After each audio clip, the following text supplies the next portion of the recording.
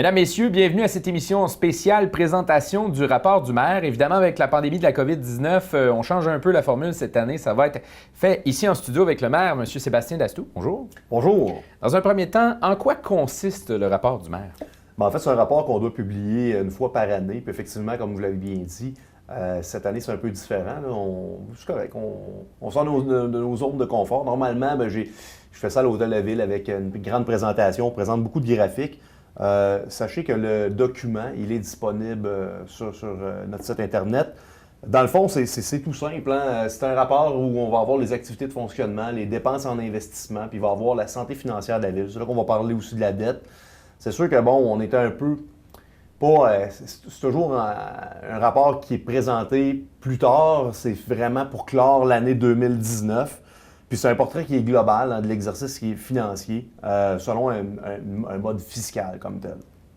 Et on l'a dit, ça se divise en plusieurs parties. La première partie, c'est la partie des revenus.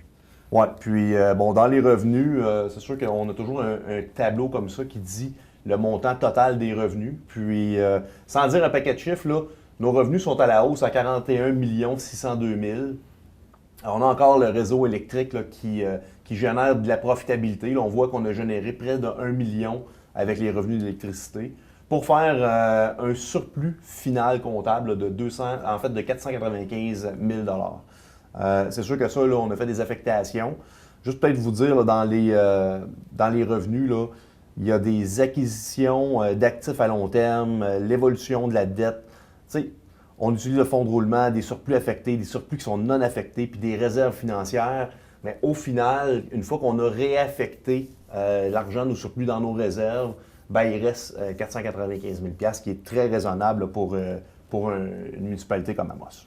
Évidemment, pour une municipalité comme Amos, on ne peut pas juste avoir des revenus, il y a aussi des dépenses.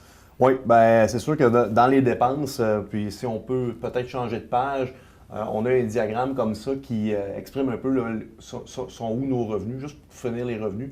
On est à 60 % de taxes foncières, puis on voit l'électricité, puis il y a quelques autres petites choses là-dedans.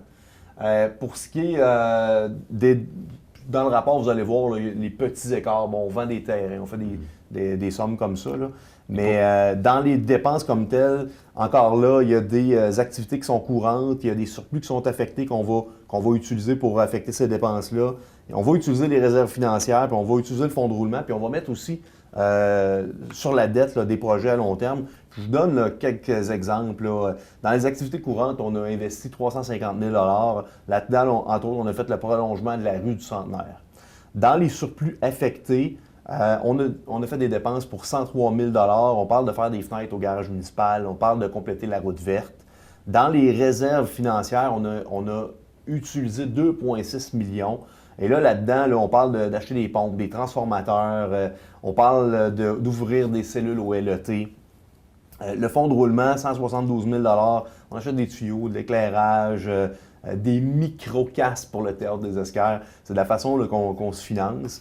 Puis, sur la dette à long terme, on a mis 15,4 millions. On parle de la phase 2 de la première avenue. On parle de l'aqueduc, de la 109. Là. Vous savez que la MTQ a refait là, des travaux. Il a fallu que nous, on paie une portion des travaux qui était à nous autres. Avant qu'on passe à la portion de la dette, il y a une question qui revient souvent puis je vais revenir à la portion électricité. Il y a une question qui revient souvent. Est-ce que c'était une grosse ou une petite année l'année passée? Non, ça n'existait plus. Ça n'existe plus? Au fil des années, là, on a fait une façon là, pour mieux pondérer, puis c'est beaucoup plus stable que c'était. On n'a plus besoin de faire des provisions. Puis, Voilà, maintenant on le sait. Sinon, on va parler de la dette. Évidemment, on en est où au niveau de la dette? Pour ce qui est de la dette en fin 2018, parce que là, on s'entend, là, était à 36 millions. Fin 2019, était à 41,1 millions. C'est une augmentation d'un peu plus de 5 millions. Faut comprendre là-dedans là, qu'il y a quand même eu beaucoup de projets là, en immobilisation. On a investi 18,4 millions. Entre autres, la première avenue Ouest.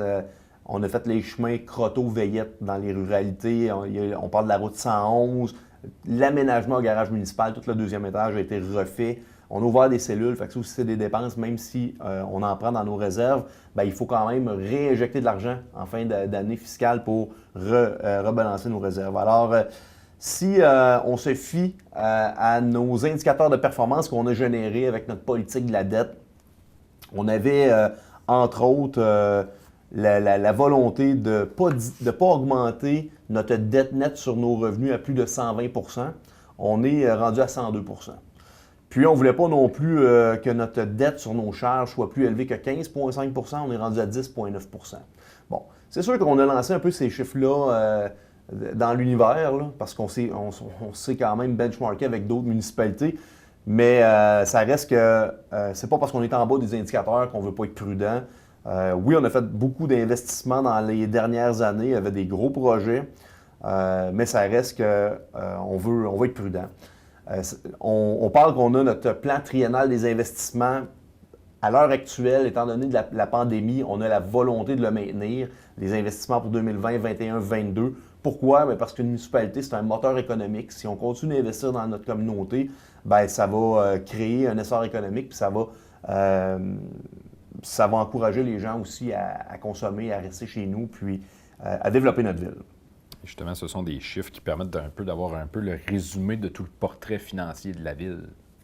Oui, c'est ça. Puis, tu sais, malgré la pandémie, parce que, bon, on s'entend que là, cette année, ça va être un petit peu plus difficile, pas de boucler le budget, mais de savoir d'avance comment ça va terminer, là, parce que, bon, il y a des entrées d'argent qui vont peut-être être moindres, il y a des entrées d'argent il y a des dépenses qui vont être moindres aussi. Fin 2019, on a terminé avec 10,4 millions dans nos coffres. Ça veut dire qu'on a des réserves, on a une santé financière intéressante pour pouvoir faire des projets. Oui, la dette, elle a monté, c'est une dette qui est à long terme. On est satisfait de la qualité de nos investissements.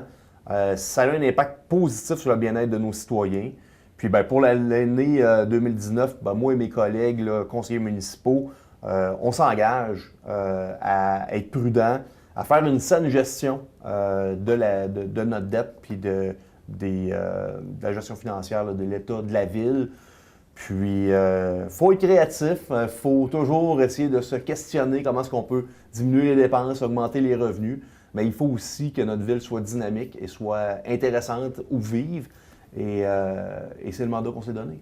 Justement, la période du cassage de tête, brassage d'idées, tout ça, avec le budget, ça en vient, ça arrive vite, là. Ça arrive pas mal vite, oui, effectivement. Mais on est prêt, hein? On a toujours un très bon travail administratif qui se fait. Puis, vous savez, on s'enligne vers la 4e année de notre mandat. Fait que c'est plus facile pour l'administration de bien comprendre qu'est-ce que les élus désirent. Puis, notre équipe, elle est à l'affût, sont au courant de tous les dossiers. Il n'y a pas de cachette, là. Puis, je suis très fier du travail qui est effectué, autant par notre conseil de ville que par notre administration. Pour ce qui est du rapport du maire, c'est un document qui est très complet. Qui est disponible à quel endroit? Disponible sur le site Internet de la ville. Puis, c'est toujours, il y a les médias aussi qui nous en ont demandé des copies. Il n'y a pas de cachette là-dedans. C'est un très bon rapport qui a beaucoup d'informations. C'est sûr qu'aujourd'hui, c'est un survol, là. Je n'avais pas l'intention de rentrer dans un paquet de chiffres, là, puis perdre tout le monde. C'est juste c'est un exercice qui est important à faire, puis il faut le présenter, il faut donner l'information à nos citoyens. Monsieur le maire, merci beaucoup. C'est un grand plaisir.